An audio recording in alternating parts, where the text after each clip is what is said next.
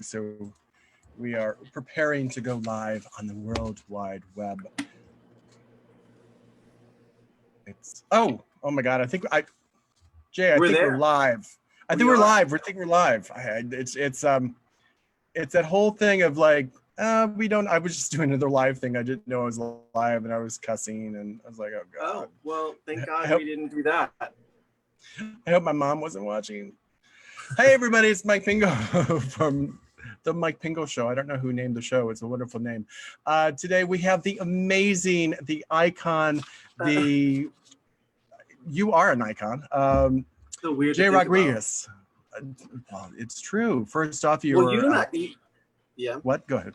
No, I was going to praise you. Hold on a second. Give me a second. Let me read this. Let me read what I wrote about you. And maybe it's right. Okay. Maybe it's wrong. I don't know. Maybe. Who knows?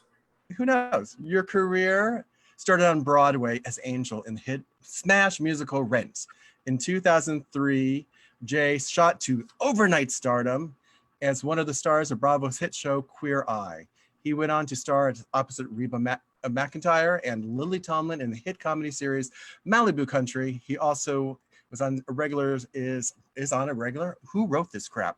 Regular on Eastsiders. No, it's me. Please. Have you read my books? Also made many guest appearances as the Rookie on The Rookies, Days of Our Lives, How I Met Your Mother, Bones, Harry's Law, etc., etc., etc. And of course, coming up at the end of the month, the Queer Eye versus the new Queer Eye on Family Feud, which no one can wait to see it. Everybody. Yeah, it was really interesting shooting that because while we were on set, all the producers and the production team that was with us, they're like, oh my God, this is like the best episode of Family Feud we've ever shot. But you figure that showrunners and producers and, anyone wrangling talent would say that just to kind of make you feel encouraged.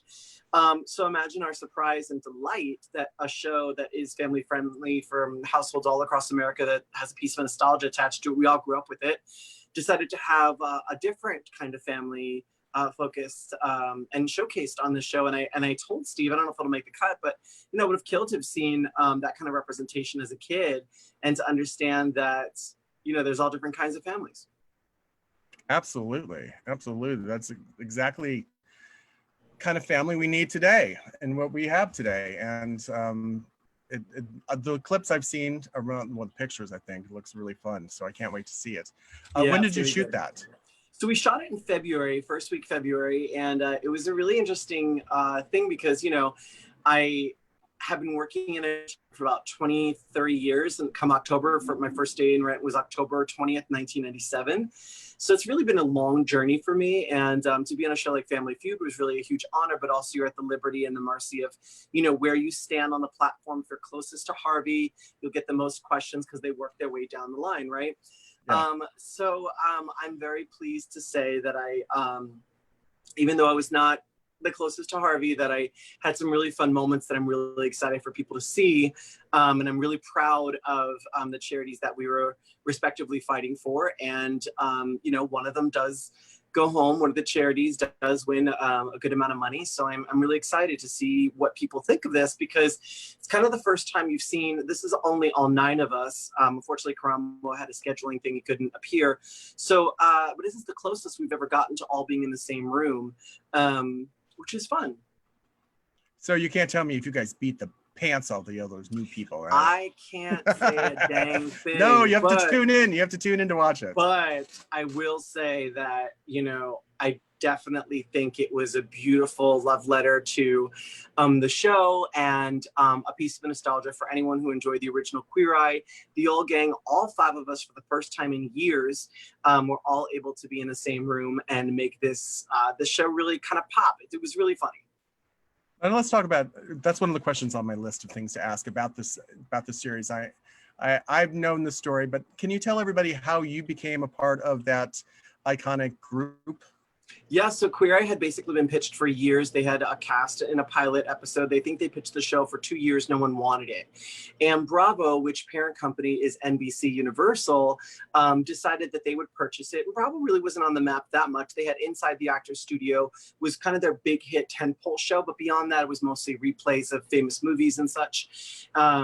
And, this was a big risk for them. And as NBC started seeing the dailies, I think that's when they put more money into the promotion for it. But how I got it was essentially I had done Rent for about half a decade and I was bored. So I created my own top 40 night at a nightclub called Twisted Cabaret Mondays. And I was at a nightclub that no longer exists called XL when it was formerly on 16th and 9th in New York City. And I was kind of like a gay Justin Timberlake with a live cover band, double keyboards, background singers, dancers. It felt like you were seeing a queer performer that was a cisgendered male not performing in drag. And that venue previously had only had female divas and drag queens, and they were very reluctant to give me a shot. And when my show was packed to the gills, they were like, this is really crazy. This is cool. We should do this again. So then I did that for a couple of years. And in the process, I ended up booking an off-Broadway play. Now that's a huge pay cut. So I took a 6-month leave from Rent, did this off-Broadway musical called Xana Don't, which became this cult classic and is done all over the world. In fact, I got 2 companies that are intending on doing it this fall that wanted me to record shout outs for them. But it's still done all over the place. And I played the title character, Xana. This is pre-Queer Eye. Like I was, name above the title. It was really celebrity treatment for me, but huge pay cut. So I gave up my apartment for the 6 months and moved into a friend's guest room where I literally would open the door and hit the bed. That's how tiny it was. And during that time, I got this audition for this new medium formatted show that it was really difficult to describe. Like it's a makeover show. It's like Trading Spaces meets Charlie's Angels, but there's like 5 of you and you're all different, like The View. And there was no point of reference. And I remember going through the audition and it was me and this casting woman, essentially, I thought, who would later become our product placement woman. But I sat across from her and she just asked me to simply take her on a verbal date as a 35-year-old divorced dad living on Long Island. Take her on a perfect romantic New York City date. And I was the man about the town. I knew where to go and why, and the cool things were kind of underground and hip, but also some classic nods to, what it means to be in New York City. Coming from Long Island, I knew the things that would seem exciting to me. And I think my attention to detail and how I kind of organized it, she really liked. And so she asked me some other pretty basic questions. And then she said, how old are you? And I was like, I'm 23. She's like, you're 26. And then I was like, okay. And then she's like, well, where'd you go to college? I was like, well, I was about to, but then I got Rent. She's like, you graduated. And so I got a call back the next day for NBC and Bravo. And it was a long boardroom where Bravo sat on one side, NBC on the other, and the director and creator at the head of the table. And they put me sort of facing them. There were 3 chairs, I assumed, for all guys vying for this new open job. And to my right was sort of a brightly dressed blonde guy, and to my left was sort of a gay Buddy Holly. And the board would ask me questions, like pretty basic ones, like where are you from, what's your background? And these 2 knuckleheads would basically try to discredit me or kind of take jabs at every answer I gave. I felt really discouraged, and I was like, well, I'm not going to leave without being memorable. Maybe NBC has a sitcom coming up and I can, be right for that. And so I just tried to basically, improv with the guys and kind of give them what they were giving me right back, and some good natured ribbing happened. And then I left feeling, defeated. And I called my agent and said, don't ever send me for anything like that again. I completely made a fool of myself. I'm out of my element in that lane. These 2 guys clearly want this part more than me. They were upstaging me. They were completely rude. And then he called me back an hour later. He said, I guess you didn't do that bad. You start Monday. And that really was such a change for me because I had no idea of what kind of show they were making. But I learned what it was pretty quickly on the job. I started Monday and it was on set Tuesday. So it wasn't really, there was no time for error. And, I think I was, to think about it this way, I was the 3rd culture guy. There was a pilot guy. There was one guy who got 2 episodes on the Bravo version of Queer Eye. And then I came in sequentially on number 3. However, for the viewer, they opened the show with me in the opening credits and they aired my episode first and then had the Bravo guy do 2 episodes, build him as guest expert. And so people got to kind of see me do the 97 episodes that I was a part of. So it was a huge learning curve, but it was an unexpected twist. And definitely an unexpected journey. I never would have considered myself at that time the Puerto Rican Emily Post, but that was the gig. That was the gig. So how was it winning the Emmy for the show? I think when we knew we were nominated, I don't necessarily know that there was an expectation that we would each get one. We were in the Outstanding Reality Program category, which now now when the shows win, they don't generally give the talent an Emmy, but because, and I hold true to this, that we were producing segments in tandem with producers who had no knowledge of our expertise or how to produce in that way. We weren't hosts that came to work and got a script. And so when the show won, it was really kind of remarkable that they allowed us each to get an Emmy. Now times have changed and there's a hosting category for non-scripted work. And so when Queer Eye wins now with a new cast, unfortunately the powers that be, whether it's the union or the producers or whatever, these new cast members, this new Fab Five, do not have Emmys at home like I do. And I actually think that's a huge mistake. Yeah. And you guys were like overnight sensations. You were mobbed everywhere you went. Was that? We really were. I remember one time we wrote a book and we went to the Philippines. They wanted to do 2 mall book signings. And you would have thought it was Michael Jackson in 1987. We had screaming, crying girls, fans as far as the eye could see, thousands of people waiting in lines at the mall. We had bodyguards. I mean, people were like clawing at us, but typical like fandom in such a massive way. You know, and then you had the typical kind of cell phones with cameras were relatively newish. And so you had people trying to stealth grab a picture and kind of thinking all kinds of things about you based on what they saw on the show. And, you know, most of them were inaccurate. So I think what was helpful was having the Broadway background, because I had it in perspective. I was like, this will end at some point. And to work so hard 8 shows a week in the Broadway world and get very little credit in terms of global acknowledgement, and then be cleaning toilets and giving a guy theater tickets to get an Emmy for that was kind of a weird juxtaposition, right? Because I kind of became famous for something that actually, unlike the other guys, wasn't what I did for a living. So it was interesting. I mean, for me, it was, I've never really subscribed to the word celebrity because that kind of comes and goes. And so for me, it's always just, you know, doing great work. And I work so much in television, but I think if you ask someone if I'm a celebrity, it kind of depends on who you ask and in what space that I am a celebrity in. But for me, it's just that term just means some people at that time have more visibility than others, but it doesn't necessarily mean that your bank account looks any different and that you're of any greater value than someone who doesn't work in entertainment. So I treat everyone the same. Nice. Now going back to Broadway, how was it being Angel in Rent?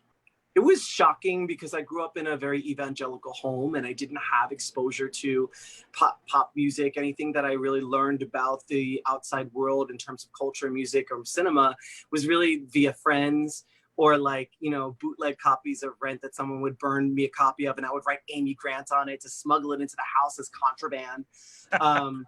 You know, so I was really learning on the fly. And so to play someone who was homosexual, who, you know, dressed in drag and played with gender and was living with, at that time, probably AIDS, not just positive, but AIDS.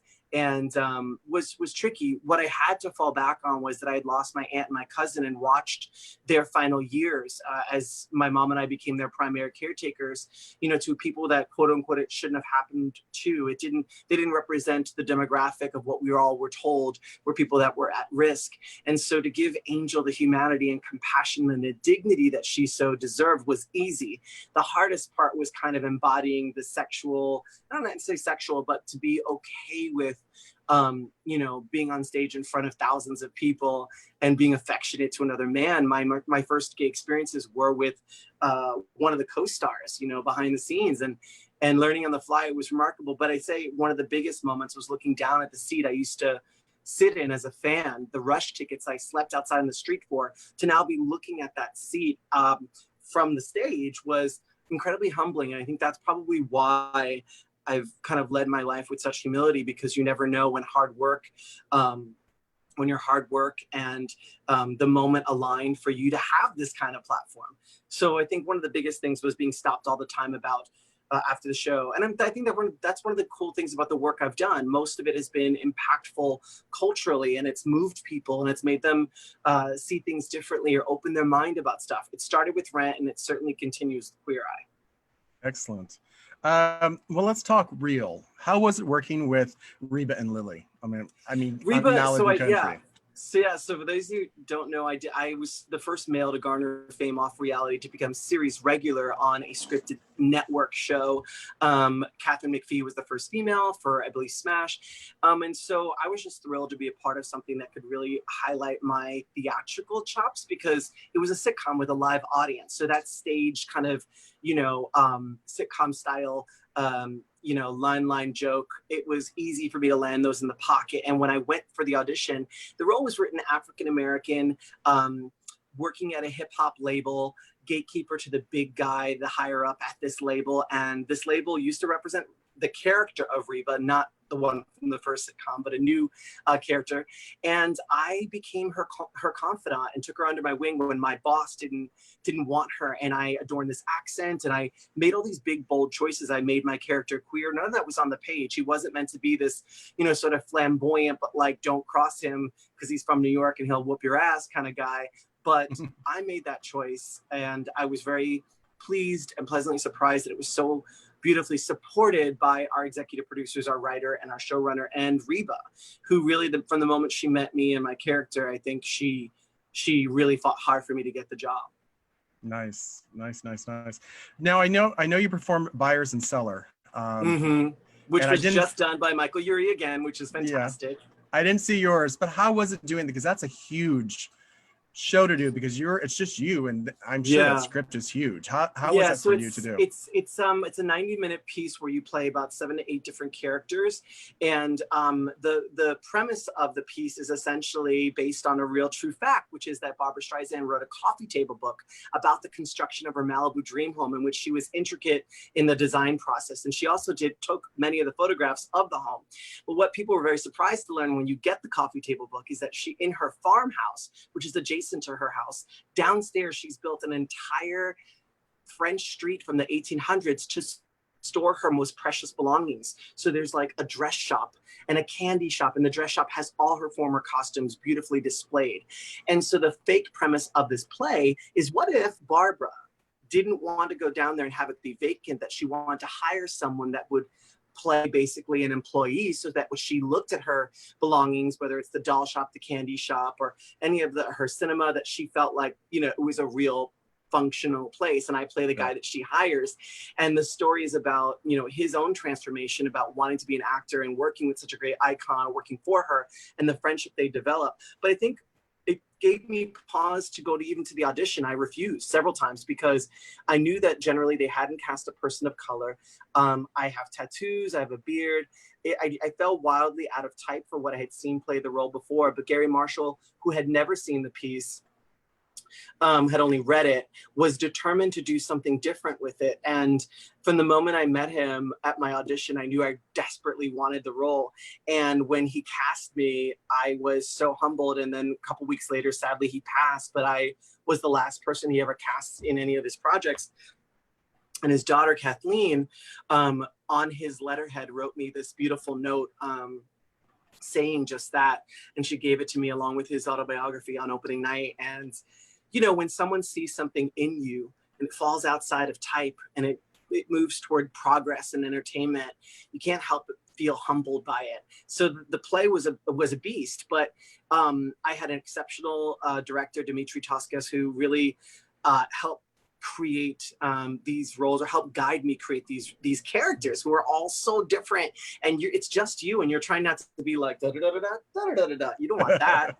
So so it just was like giving these people humanity and embodying all of them, and it just fit like a glove. And it was something that got me with my agency. I'm at Gersh, which is the largest TV agency in the world. That was because of that project. I booked Grey's Anatomy because Chandra Wilson was actually driving to work for Grey's and passed the marquee that said J. Rodriguez in Buyer and Seller. And she was like, oh, and then she went to work and there was my casting tape, and it was fresh on the mind. And so a lot of great opportunities came from that. But the biggest was remembering what it was like to go through the rehearsal process. So many times when you're a guest star, you rehearse alone, you go to the casting actor may or may not give you any notes, and then you're put on tape and submitted to producers. And when you get on set, you're a guest star. You're you know, you're lucky if you get some time with the director to talk through the choices, but most times you don't. And so that kind of theatrical rehearsal process, it's kind of the way I attack roles now. Like I go in completely off book, making really strong choices and have several backups in case they want to see it a different way. And I don't think I was doing that before. Yeah, that's great. Yeah. How about working on Eastsiders? How is it doing that? So Eastsiders is a really great piece about a group of friends living on the east side of Los Angeles, Silver Lake, you know, Los Feliz area. And it was created by a guy named Kit Williamson. Many people know him from Mad Men and several other TV projects he's done. And his partner, John, is his co-producer on it. And they wanted to just tell the story of their queer existence. And so they hit me up about being in a cameo role season 2, and I did that. And then season 3, I was in Vegas, and they're like, "We've finally written a good role for you." And I was like, no, I couldn't get away to shoot it. So season 4, they had me come back as sort of this wedding planner for Willem's character. He's one of the leads in it, and he's getting married, and I have to kind of put on this completely product placement heavy wedding. And we do this incredible 10-minute single shot. It's one of the first episodes. It's fantastic. And being a part of a project that brings on people from all different parts of the queer community, including giving adult film actors scripted roles because they can act. And so removing the stigma around having influencers or reality stars who actually are good storytellers in this space was a first. It felt like, you know, kind of what Ryan Murphy does for a lot of folks, including myself. I mean, Ryan Murphy gave me an opportunity to audition for Nip Tuck, and I booked the role, and it became my character name was the title of the episode. It's Chaz Darling. It's season 5 episode of Nip Tuck. And so Eastsiders is a great piece. I'm actually really hoping to one day, I've created a piece that's about being a person of color in LA. And I think specifically the Black and brown experience of being queer in Los Angeles is a very different one than our non-Black and brown brothers and sisters. And so I'm really eager to tell that story because I don't think we've seen anything like that since Noah's Ark, which, you know, was about a group of friends, African-American friends, and what that journey looks and feels like. And I think now is the time to tell that story. And I think I would be a really good person to sort of spearhead that and bring in my other actors who don't get necessarily to be number 1 or 2 on a call sheet, even in some of these indie projects. Yeah, that would be great. Yeah, pretty good project. Sorry. What is your most challenging acting role you've ever done, do you feel? Yeah, I think outside of buyer and seller in television, I think it probably was the most recent one that I had for The Rookie. And it was twofold because my character, spoiler alert, my character is someone who his boyfriend tries to break up with him and he just doesn't take it well. And it's like an episode of Snapped. I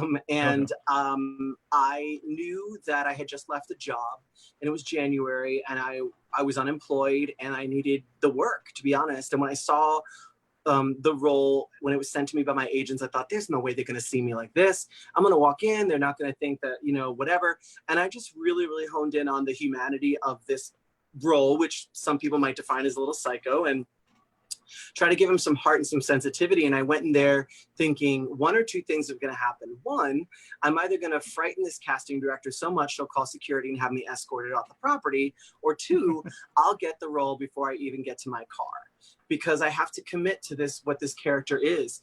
And so I went in completely unafraid, balls to the wall, but metered and controlled. And I think she was pleasantly surprised. And I ended up getting the part, you know, that very day. And it was a beast because I was intimidated by working with Nathan Fillion, who's such a huge TV icon. Yeah. He's the lead character in this on The Rookie. And more importantly, I was nervous that they wouldn't trust my process. And when you're between takes, you know, when you're playing such a crazed character who probably hasn't slept in days, trying to get my breathing right and trying to get my head, you know, I don't want to have many conversations. And they really supported that. The director of the episode, she kept saying, I don't even want to stay in your space. And I would just kind of circle and stay, and I would hear everything going on around me, but I was just able to kind of stay in the moment. But I think the biggest part of the challenge was just trusting myself that what they were saying was true, that I was in the right path, and that not to second guess myself. I have to be honest, I've been in this business 23 years this fall. So there's a lot of life experiences and skill that I can draw on that sometimes as performers we don't always trust, and it's okay to say, you know what, I got this, and it's going to be good, you know. That's great. Well, you turned 40 this year. Is that true? I did. I'm going to be 41 in June, so it's been like oh my gosh. yeah, now I'm going to be in my 40s, so I'm enjoying my last couple weeks of being 40. Yeah. So did you when I turned 40, it was kind of like, okay, you're not a kid anymore, you have to kind of get to like adultism. Did you find that in your life? I was talking with someone today about how I don't know how that'll show up, because, you know, my work is so varied and diverse, and there's some spaces where it really works to kind of have a more youthful attitude. I'm at that weird space where I'm at the tail end of, you know, millennials. Like, I think you have to be 39 to be a millennial. But I feel like based on, I have not had the typical linear path. I didn't, you know, get partnered and have some kids and have a 9-to-5 job. And so a lot of my life feels like an artist journey. And so the number 40 maybe doesn't look the same as what 40 would look like if I wasn't in this profession, you know? That's true. Because I'm 52 and I'm still not 40. Right. What is coming up for you? You know, you're doing a concert this evening. Yeah, so on my Facebook, you know, it's just my name. And I think there's a picture of me and Byron Seller as my name. And I'm going to go live around 5-ish. And I'm just going to do a little at-home show, nothing fancy this time around. Just going to really just completely just sing some songs, tell some funny stories, do some bits from my cabaret acts while we all lean into this at-home performance thing. But part of it is, you know, of course, to just be able to sing is really cathartic, and it's something that gets shelved for me a lot because of my work is in television, and I sometimes take on this mindset of, well, why do something if you're not going to make any money? Let's put your energy where, you know, it'll help your career. But what my therapist told me was many years ago, it was like, when was the last time you sang? I was like, oh, I don't do that anymore. He's like, why? I was like, well, I can't make money at it. He's like, that's not why you sing. Whether you realize it or not, organically, it's a part of your life that brings you joy. So it's not about doing it for others. It's really about doing it for yourself. And if other people are moved or they feel happy or it brings them joy, that's great. But you don't have to do it for necessarily other people. And I had to reframe that, and he was right. And so during these crazy, scary times of uncertainty, where certainly I know I'm not working, and it's something I can do to take control of how I feel. And you know, people tend to enjoy it. So it's like, well, you're good at it. You're good at it. Yeah, there you go. You're good at it. And it's going to be live on your Facebook page. They don't have to log on any place else. I don't think so. I've never done it on my Facebook, like my actually friends and family Facebook, but I do know that I have an open Facebook, so anyone can follow my Facebook, and I do believe that allows people to watch me streaming. And they all should Venmo you some coins. Yeah, too. I'm gonna put a little like we're at a piano bar. I'll put a little virtual tip bucket with my Venmo and PayPal if, you know, people feel like they'd like to tip or whatever. It's such a weird, bizarre thing, but I did one the other day, maybe a couple weeks ago, and people were like, "Where's your tip bucket?" And I was like, "That's weird." And they're like, "Just do it." No, it's not weird. I was telling to somebody, I think I was telling Kay, Quesadilla. I said, just put your Venmo up. If people want to give you money, let them do it. You don't have to force it. Just let it happen. That's right. That's right. Jay on Facebook asks, have you ever performed at 54 Below in New York? No, in fact, it was one of my biggest desires was to do this year. In fact, Michael Orland, a lot of people know him from American Idol, but I worked with him on the first show I moved here to do, which was a singing show on Fox called Celebrity Duets. Kind of like Dancing with the Stars, but singing, and I was one of the celebrities competing. And this year, we spoke last year about doing a cabaret show where he would musical direct it, because I've usually just had accompanist, but never musical direction. I've never reorchestrated songs or done them differently than the original cut. And I talked with him about this, and he was like, I think we need to just get strategic and play some of the bigger venues, especially in New York, because you haven't been back there to do anything in years. So that was a goal. And then Corona happened. And so it's definitely something that I really want to do. Certainly with someone like Michael Orland, who I think his artistry really brings out the best in so many vocalists. And so partnering with him will make me feel like I'm in good hands. So it's definitely on my list of things to do. It was meant to be this year, hopefully next year at the latest. Lovely. And how are you doing in this coronavirus world? How are you keeping fit? What are you eating? What are you binging? I'm not working out at all. I've just been kind of like trying to eat somewhat healthy, but that's not even gone well every single day. I think part of it is like leaning into knowing, and I love that just this great trailer, and it might have been on HBO or and it was basically that the campaign is it's okay to not be okay, because as a performer, my job is always to hide my own emotions and to uplift others. And during this time, it's been really kind of crazy to do that because I have such uncertainty myself. You know, like I just found out today I'm not eligible for unemployment, and so I thought I was. And so as a gig employee, someone that jumps from job to job to job, the road ahead is really uncertain. But I think what it's helped me do is kind of be able to think about what I want to do and how I can get creative at home to create some projects that will have a life span beyond Corona. So I'm doing okay, but I will say it's ebbs and flows like everyone else. And the days that I just need a day off, I'm okay with unplugging and not going on social media or not. I had to shut the news off for a while. As much as I wanted to stay informed, I felt like it was on a loop of the same information repeatedly that was making me feel bad and wasn't necessarily life-altering information that I needed to be a part of. So yeah, so it's, I think it's about like appropriately knowing what, you know, how you feel and doing the proper self-care of removing yourself from anything that's triggering or gives you anxiety, you know? Absolutely. I've started every Friday. It's called my spa day. Oh, good. So my spa day is whatever I frickin' want to do. Great. And that doesn't mean all the emails that come in and all the people want me to do something. I'll do a little bit of work, but mostly it's like just hanging with myself without the TV, without the social media, because what else is there to do? Because I'm home alone. Home alone. Yeah, it's really, really bizarre. I think for a while, this didn't feel that rare to me because when I'm not working, I do spend a lot of time at home and on my computer and prepping for other things. The gym I miss. I miss socializing with friends, but you know, my day-to-day is not wildly different.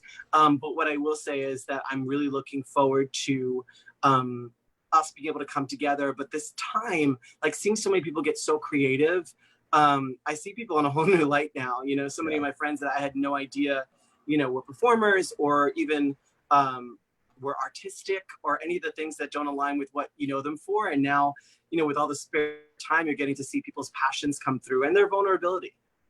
Absolutely. You're absolutely right on that. All right. Well, this has been absolutely fun chatting with you today. Thank you for having me. Oh, of course. Thank you for being here. I appreciate it. Where can people find you on social media and tonight? And when's your show tonight? Let everybody know. You got it. So I'm at JAI Rodriguez with a G and a Z on all social media. On Instagram, it's got blue check mark, Twitter, blue check mark. And then my Facebook has, I think it's official. I think it's J Rodriguez fan page. That's what it is. But you'll see the blue check mark there. But tonight I'll be on my friends and family page, which is the other J Rodriguez. There's only two profiles. And you can easily watch the live stream there at 5 p.m. Pacific Standard Time. Excellent. Well, thank you so much for being here. Be safe. I'm sure I'll see you at Sprouts or Trader Joe's with masks on sometime. That's right. That's right. I was trying to see if I have mine handy, but I don't. I think now it's time to get more fashion-y masks because I've got the basic black, but since we're going to have to wear them for a while, I better get creative. I know. You should do some, you know, some with your face on it. I know. I just saw that today that there's a mask that you send them a picture of your lower half of your face. And that's what the mask is. And it's hilarious, but you can do like a smile or like a smirk. It's cute. So maybe with your tongue out or something fun. Yeah. A little Miley Cyrus action. Exactly. Right. Well, thank you, Mike. I really appreciate you having me on. Thank you, Jay. Have a great day and good luck with the show tonight. Thank you so much. Okay. See you soon. Bye.